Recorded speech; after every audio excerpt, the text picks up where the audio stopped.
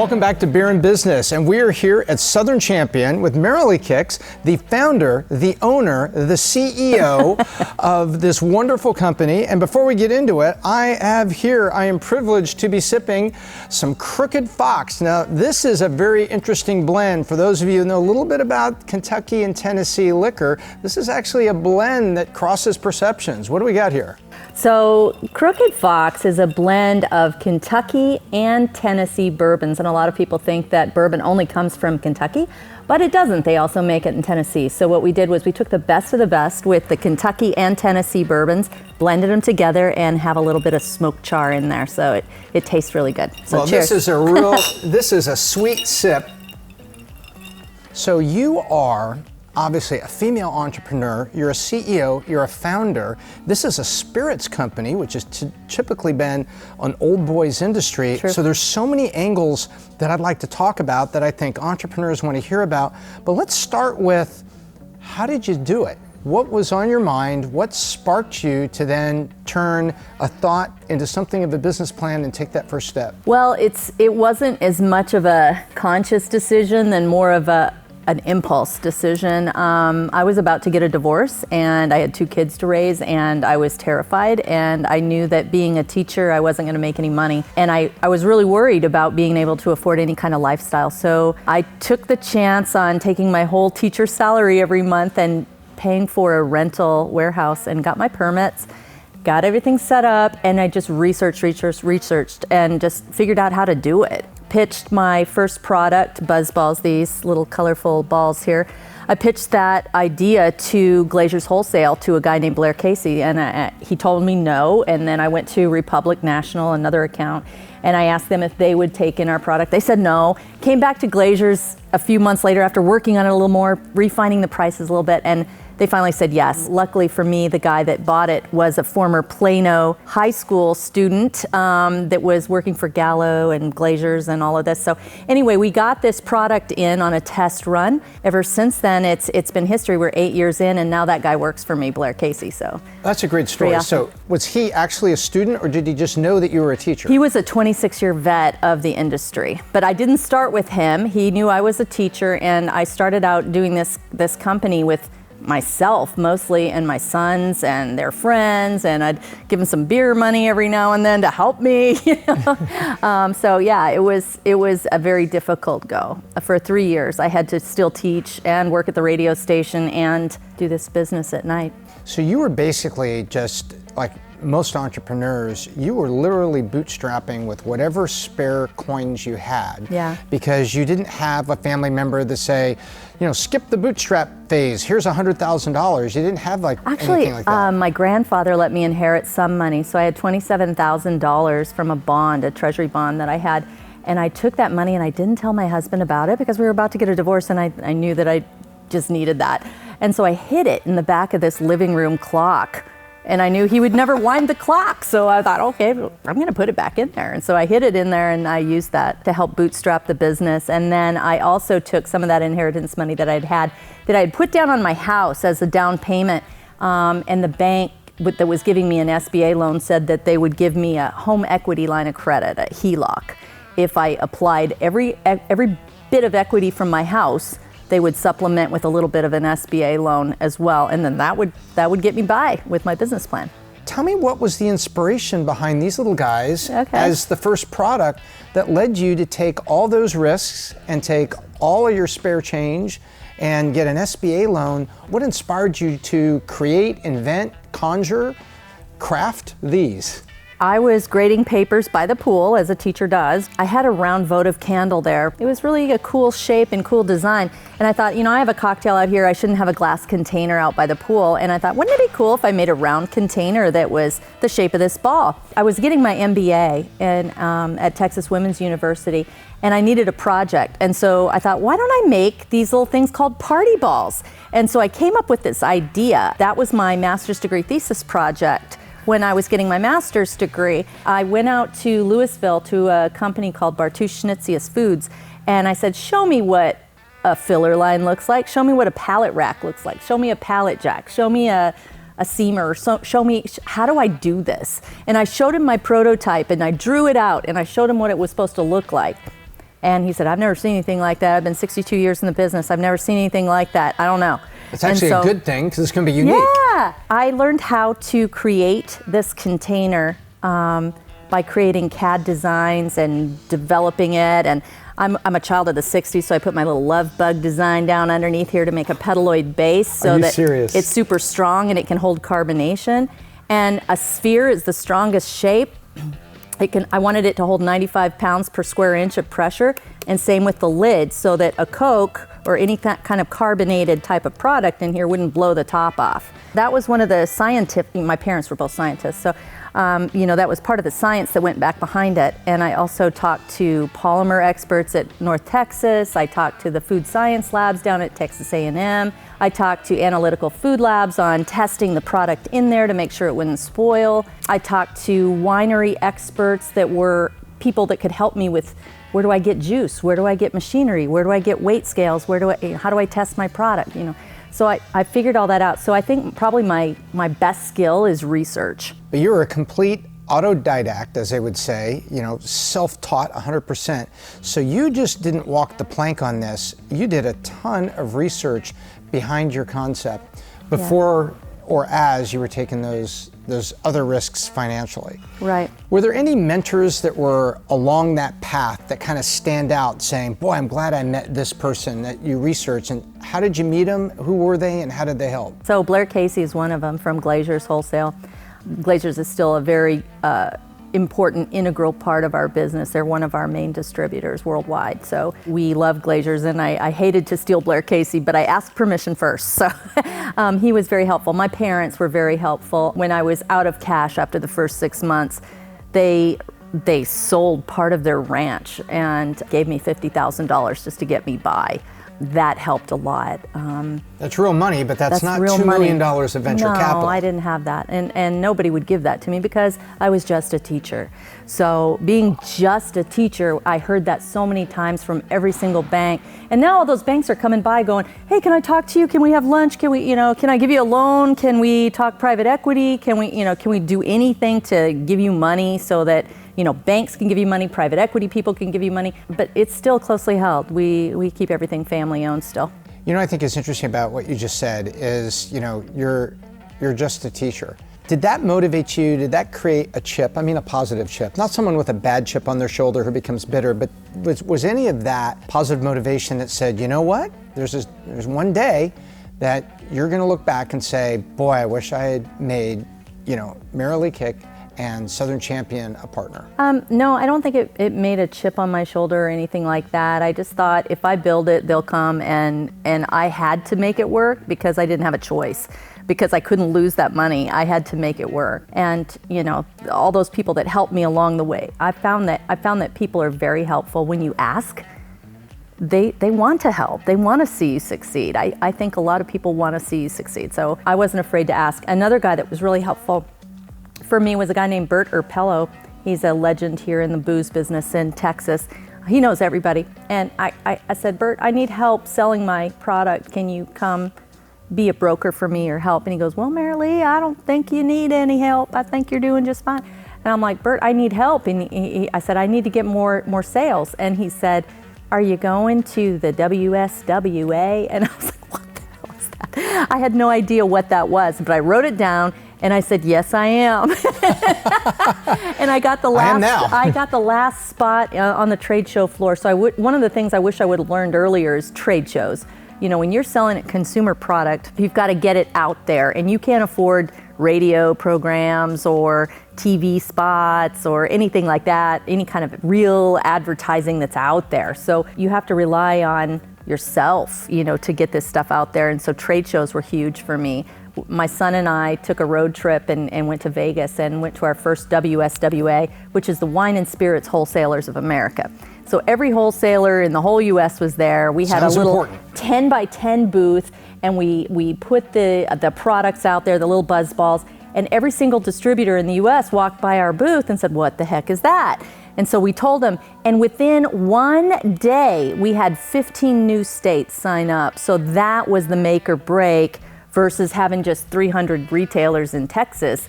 Now I've got 15 states with 1,500 retailers in each one. So it was really great. But if you hadn't networked with humility and just openly asked, can you help me with this?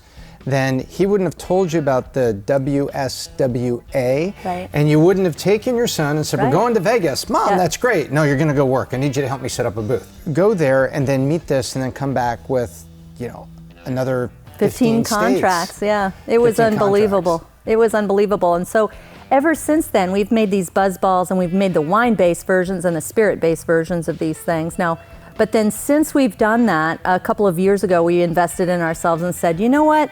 We are going to make our own spirits lines and we're going to invest in other things too. So we're vertically integrated. So that's one of our advantages is we do everything ourselves. We make these plastic containers with our own machinery. We ink these plastic containers, same with these biggies too. We create these plastic cans. We sleeve them. We have our own internal marketing and graphics department. We create our own bourbon. Well, we get it from Kentucky and Tennessee, but we bottle everything here and we do our own labeling, we do our own packaging, filling, boxing, shipping, compliance, legal work, everything here. So we're completely vertically integrated, which is really something different, I think, than most people have in this industry. Which really means end to end. Right. What is it like being a woman in an industry that has been so famous for its hard partying old boys culture? Because the two sides of hospitality have traditionally been, well, here's the liquid, here's the beer, the spirits, the wine, and here's the convention side of the business. And convention and big plans and big events, you had all kinds of women, very successful, working for Caesars, selling out giant conventions, CES and things. And then on this side, this is the boys, and the boys sell the liquor, and the boys sell the beer, and the boys, are all part of that. But you have been incredibly successful here. How have you been able to be a successful CEO, let's forget male or female, in an old boys market where they probably first see you as a woman and wonder, what is she doing here? You don't know what you don't know when you go into something, so I didn't know that I was one of the only women doing this when I started it. So that kind of helped me. The other thing is I grew up in Montana, a small town girl, so I'm used to doing everything myself and including partying with the boys. So all you do is drink and have sex in a small town. So I said, I've got to be good at one of them. So. Or help people be good at one of them. I chose booze. I don't mind hanging out with the boys. I don't get my feathers ruffled, although I'm a feminist from the standpoint of go get 'em girl, and help women and support women entrepreneurs. I am not a ball bashing, kind of feminist. I love guys. I'm married to a guy. I've got 2 boys as sons, and most of the guys I do work with are guys in the distribution world. But I love hanging out with them, and I love partying with them. I love their dirty jokes. I tell dirty jokes too, and we're friends. So to me, it's not about male or female. It's more about, do you like them or not? Authenticity. Yeah, being fun. I saw some BuzzBallz that had Texas Rangers logos on them. Yeah, this one. And yeah, you have one right there. Yeah. And tell me about that, about extending this, because you're doing this on your own and everything, but now, Major League Baseball or professional sports, that's a level 1 partner that's proudly on your product. Yeah, it's amazing. Part of this, I give credit to my team. It's almost all credit to my team. They came up with the idea. They said, it looks like a baseball. We should sleeve it with a baseball logo. And so they made an arrangement with the Texas Rangers.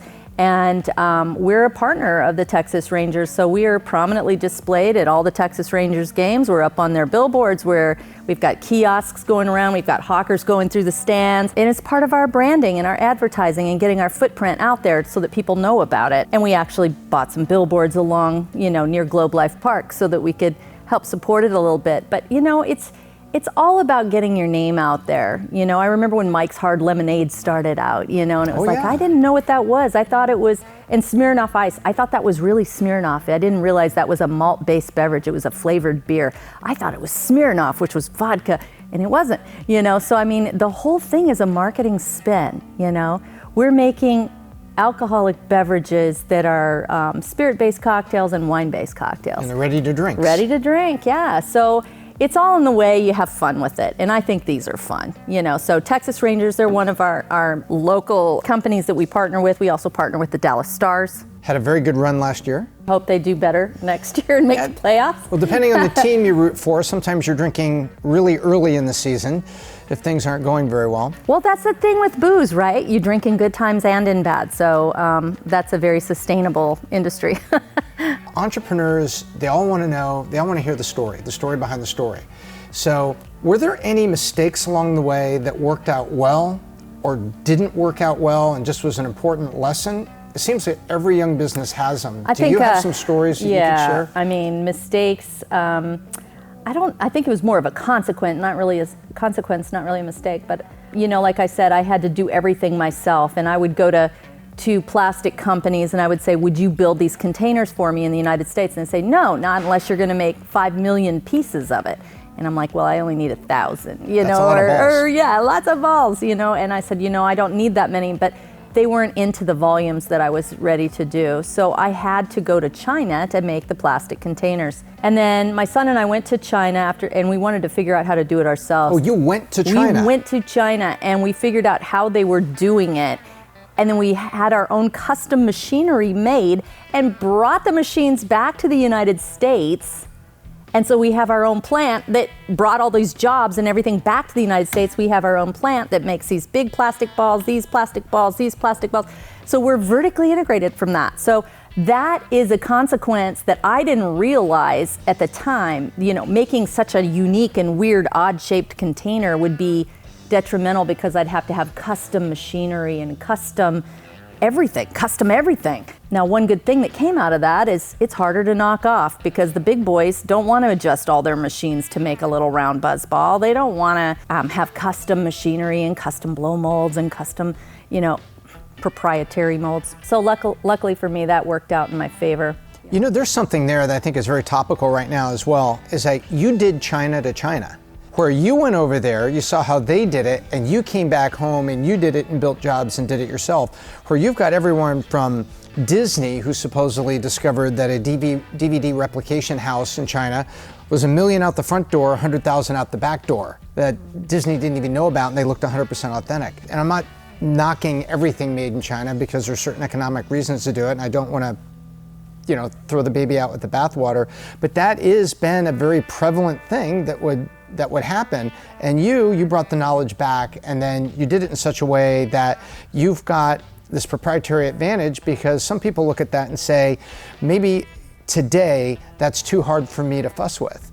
And therefore they let you alone, and while they let you alone, you're growing. Do you look back on any things that happened early, like a mistake or something that you later found out, oh my gosh, did this wrong, and it was just an important lesson? I had a guy that worked for me. I'm not going to say his name, but I had a guy that worked for me, and I loved this guy. I trusted this guy. He meant the world to me, and he was experienced in this business. And I brought him on board, and he worked for me for about 6 months, and then I just felt like something was not right. I didn't trust my gut instinct.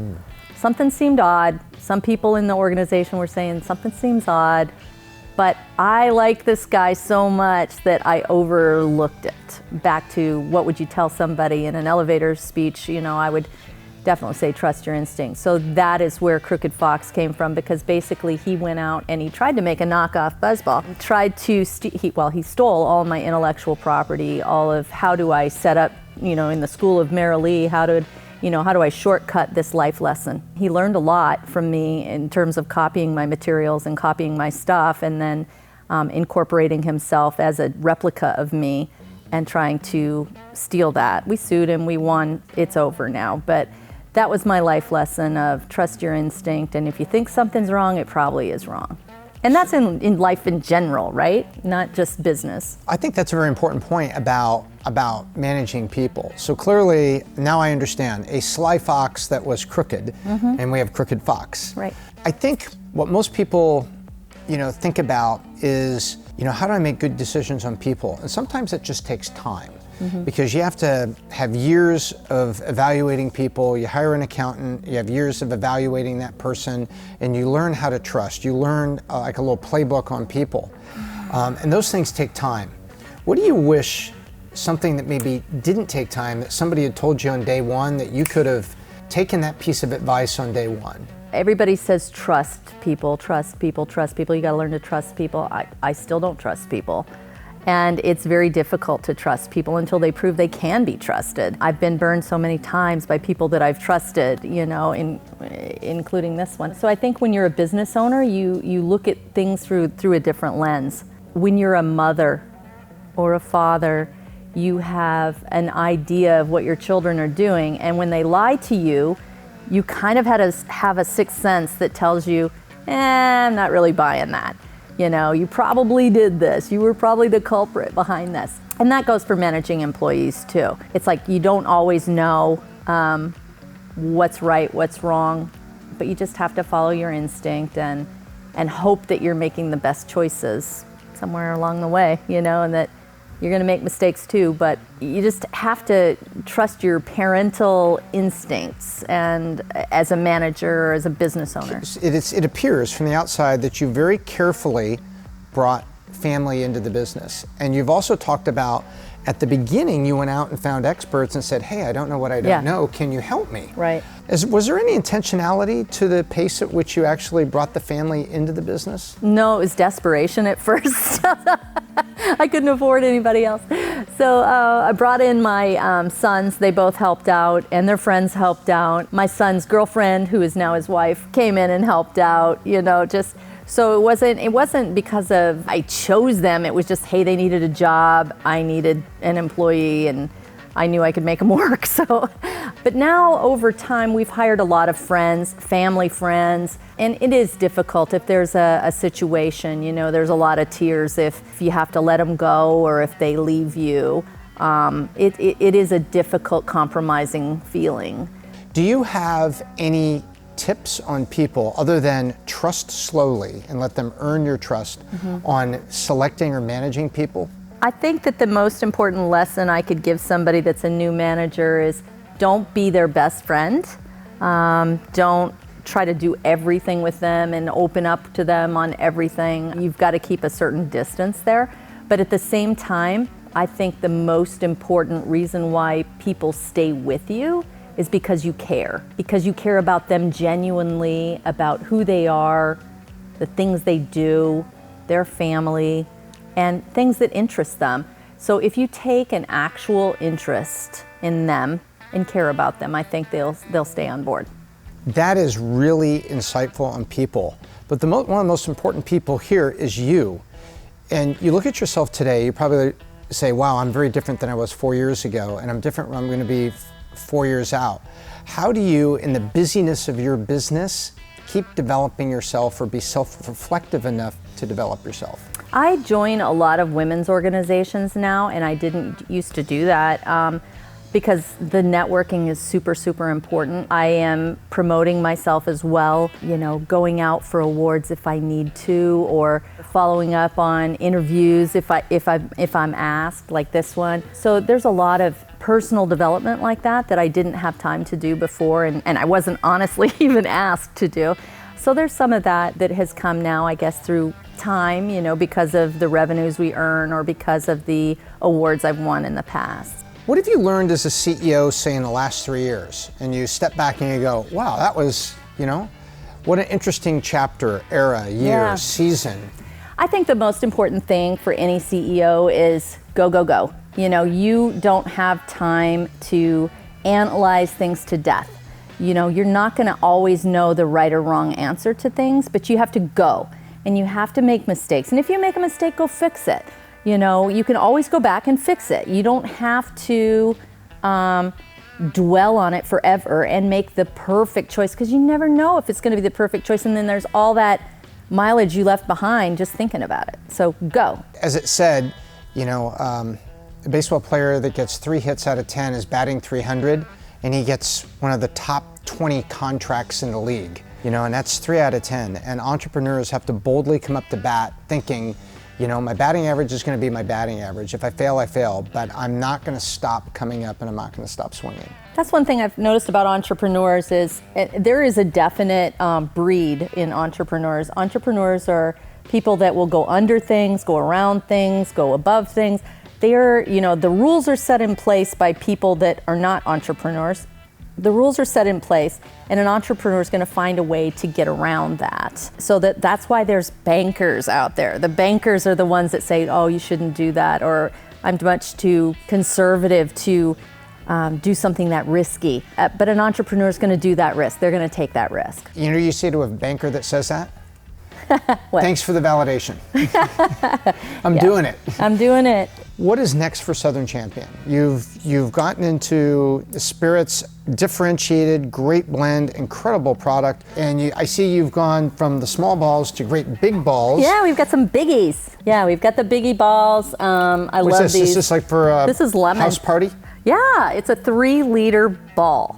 And it's really, actually, it's very heavy. If you tried to lift it, it's heavy. It's like a bowling ball, but it's great to put in your fridge and, have multiple servings, 28 servings. It'll fill you up. That's a birthday party. Yeah, it's definitely a party, and we only have those in a few flavors. We started selling those in grocery stores in California and some in Wyoming and some in Texas. And so we're working with that. And then we have some private label things that we're doing as well. And then we have these that are coming out this spring called BuzzBallz. So we got skinnier. So we were short and fat, and then we got big and fat, and then we got tall and skinny. That's what we have, for our ready-to-drink BuzzBallz portfolio. And then we have our vodka, rum, gin, bourbon, wines, and this bourbon here that I was telling you about, the Crooked Fox. So, and then we're doing some private labels as well. So we're making private liquor brands, and we're also doing some non-alcoholic brands as well. GNC, the vitamin store, Sure. We're doing some energy drinks for them as well. So we're doing some non-alcoholic packaged drinks for them. So we're just kind of becoming a beverage conglomerate, And next thing I'm going to do is maybe barbecue sauce or something. Tell me about GNC, because clearly that's like an adjacent market. All of this is going to be sold in the same aisle to a largely similar customer, and it's 21 and over, obviously. But how did the GNC relationship? There's got to be a good story there. That is a private label. They found you. You found them? No, it's a private label. It's through a private label. So a company came to us and said, "We want a plastic can, and you guys have the ability to do it," and so we're doing it for them. And this is what we want inside. Where do you see this in 5 years? Are you still the CEO, or are you the chairman and maybe one of the boys steps in? Where do you see it? My son Alex is the president now, and I'm grooming him to take over. I will be retired hopefully in 5 years. We'll see. But that's my goal, is to retire when I'm 60. So. Can you really retire? You with your motor and your engine, you've got a lot of energy, or would you have I retired? have grandkids by then, and I can step back a little bit, So, but I do have other businesses that I plan on starting as well, and I do some charity work as well for sex-trafficked children to try to help them get off the streets of Dallas. Being a teacher, I'm a kid advocate, so I really want to help kids grow and develop and become the best they can be. So I'm married to a teacher. She teaches in Dallas at a school in Dallas to kids that have learning differences. So I completely understand that. And she thinks I'm nuts. So if you put her and me together, we probably get you, the entrepreneur and the teacher, all in one. Well, this has been a delight, and I think this has really been strong stuff for entrepreneurs around the world who can take notes on this as whether they got a t-shirt company in Berlin or they're looking to do something in the spirits lane. There's just a hunger out there to hear from people like yourself who have the scars on your back, have done it, and put it all together. Do you have 2 quick parting shots for those folks? Yeah, I think that the most important thing I can say is trust your instinct, and every business is a relationship business. Build your business through your relationships. Have good relationships, and then they'll stick by you. Thank you so much. That's a great one to end on. Well, Cheers. Here's to you, and here's to Southern Champion in your future. Thank you for watching Beer and Business this week. We have been with Merrilee Kick, the founder, the CEO, the chairman, the vision, the heart and soul of Southern Champion, and the creator of BuzzBallz. I hope you've enjoyed it. We'll see you next time.